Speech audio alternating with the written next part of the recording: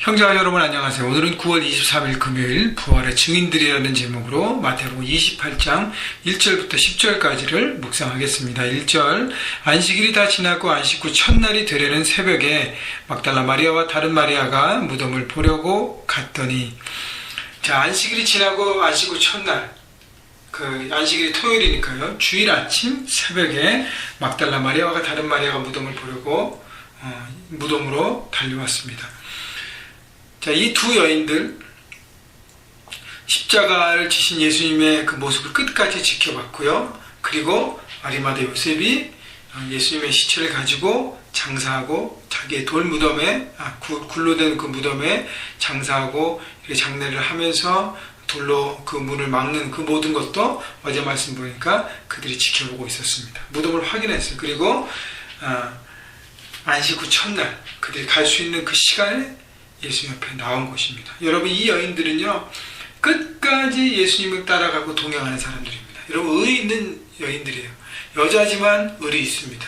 물론 남자라고 의리가 있고 여자라고 의리가 없는 건 아니지만 당시의 여인들은 소외된 계층이었고 어떤 그 사회와 가정에 권리가 없는 사람들이었는데, 이렇게 마태가 이 여인들을 집중하고 나누는 것은 하나님을 따라가는 데서는 지위와 학력과 물질과 어떤 것도 관계없다는 것이죠. 그 마음 중심이 중요한 것이지 사회로부터 뭔가를 갖고 있는 뭔가에 인정받는 그것이 필요하다는 것이 아니라는 것입니다.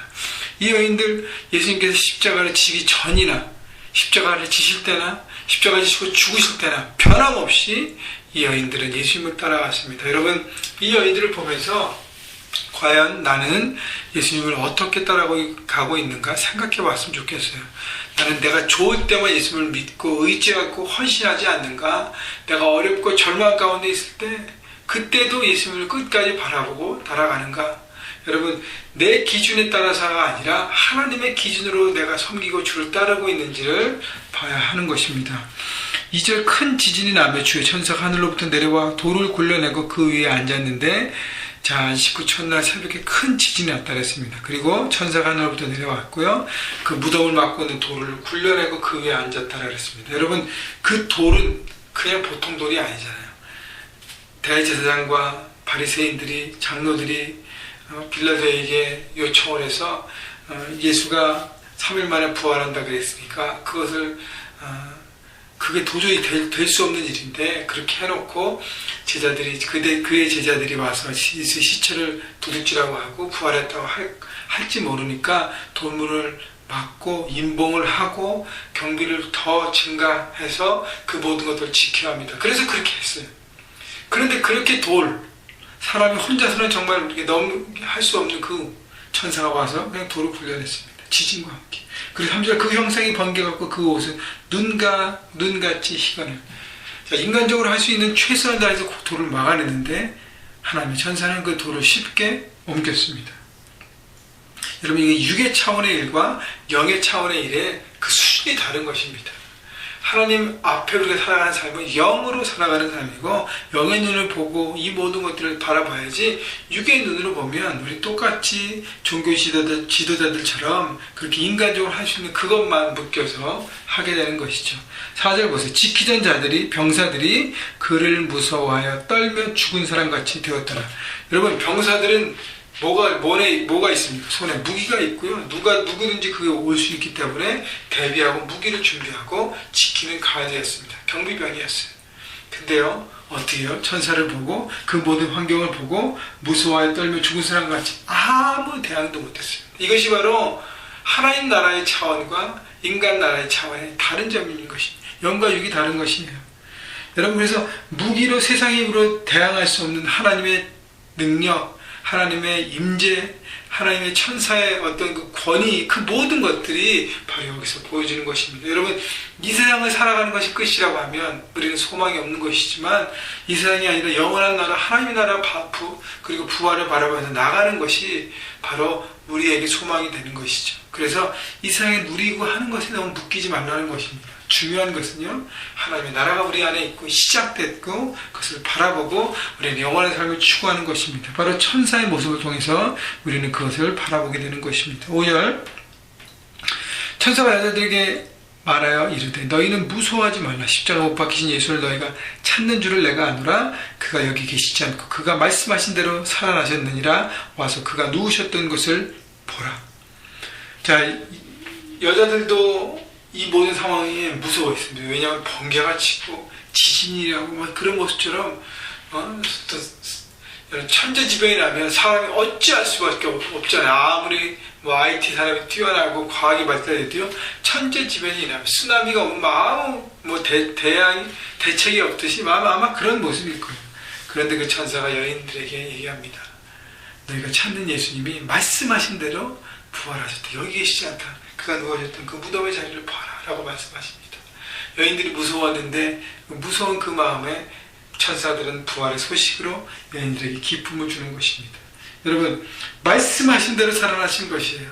예수님의 그 십자가 구원의 사역은 십자가를 지시기 전부터 지시는 그 과정 가운데도 그 다음에 죽으셨고 부활하신 그 모든 순간까지 구약의 모든 말씀을 온전히 성취하시는 예수님의 모습을 볼 수 있는 것입니다. 여러분, 그래서요, 예수님의 부활은 사실이고 하나님의 기획하셨고 예수님께서 역사하셨고 성령께서 우리 마음에 적용하십니다. 그렇기 때문에 그 구원이 얼마나 귀한 것인지 모르겠습니다. 7절, 또 빨리 가서 그의 제자들에게 이르되 그가 죽은 자 가운데서 살아나셨고 너희보다 먼저 갈릴리로 가시나니 거기서 너희가 배우리라 하라. 보라, 내가 너희에게 일렀느니라 하고는 천사가 여인들에게 빨리 가서 제자들에게 예수님의 부활하심을 전하고 갈릴리로 빨리 갈 것을 얘기합니다. 이 갈릴리에서 마지막 만남들을 예수님께서 하기를 원하셨기 때문에, 그래서 빨리 가서 전하라는 것.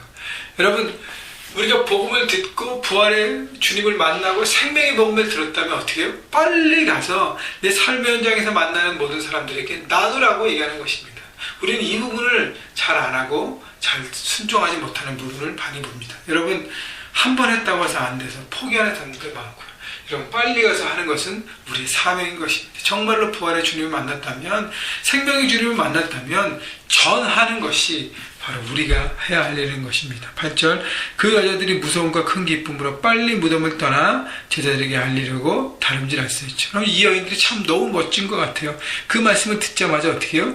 무서움과 기쁨. 무서움은 뭐예요? 천사가 등장하는 보여지는 지진과 번개, 어떤 위험을 느끼면서 무서움을 느꼈지만 큰 기쁨, 주님이 살아셨다는 큰 기쁨, 두 가지를 품고 어떻게 해요?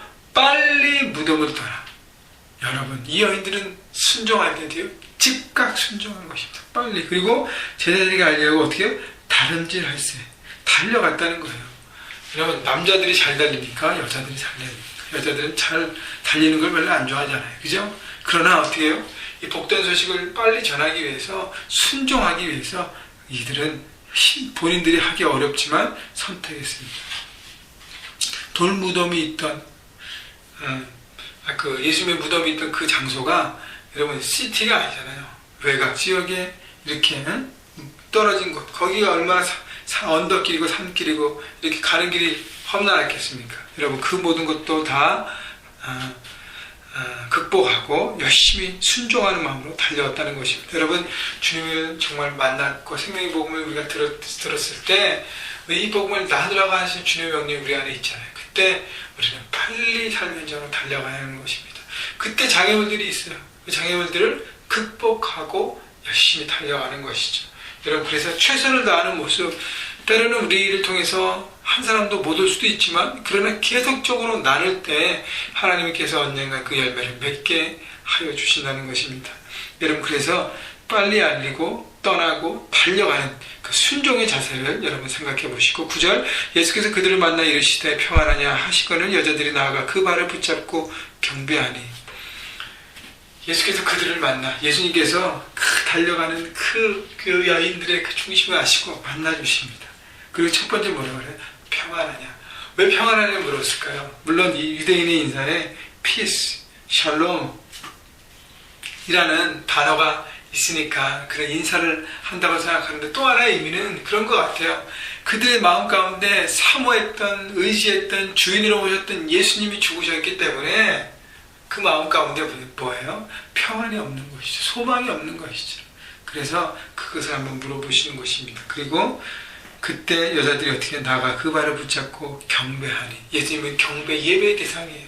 예수님은 우리의 것을 이루기 위해서 사용하고 이용하고 필요할 때만 주님 앞에 나가는 그런 대상이 아니라 우리의 경배를 받기, 예배를 받기 합당하신 분이십니다. 여러분, 그렇기 때문에 주님 앞에 우리가 예배하며 나가는 것이 중요해요. 우리가 주님 발 앞에 엎드려서 주님만이 나의 삶의 주인 되십니다. 이 생명의 복음, 부활의 그 복음을 주신 것을 감사합니다. 영원의 삶을 바라보게 해서 감사합니다라고 우리의 반응은 예배가 되어야 되는 것이죠. 10절, 예수께서 이르시되 무서워하지 말라. 가서 내 형제들에게 갈릴리로 가라 하라. 거기서 나를 보리라 하십니다. 예수님도 똑같은 얘기를 전해주세요. 가서 형제들에게 전하라고 얘기합니다.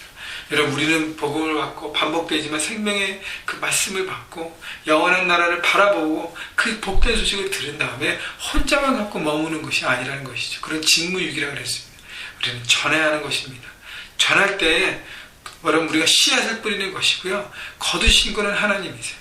그래서 우리가 거두려고 하지 말고 우리는 뿌리는 것에 집중하고 복음의 생명을 나누는 이 여인들의 모습. 그래서 오늘 저녁에 여러분 로고스 자매들이 모일 텐데, 로고스 모임으로 모이는 이 모든 우리 형제교회 자매들이, 우리 여집사님들이, 성도님들이 어떻게 해요? 이런 여인들의 모습처럼 살아가기를 축원합니다. 남자들도 마찬가지고 청년들도 마찬가지예요. 모두가 하나님의 사람으로 온전히 서서 하나님만을 바라보고 순종하고 주님을 정말로 전심으로 예배하는 모든 사람이 되기를 주님의 이름으로 축원합니다.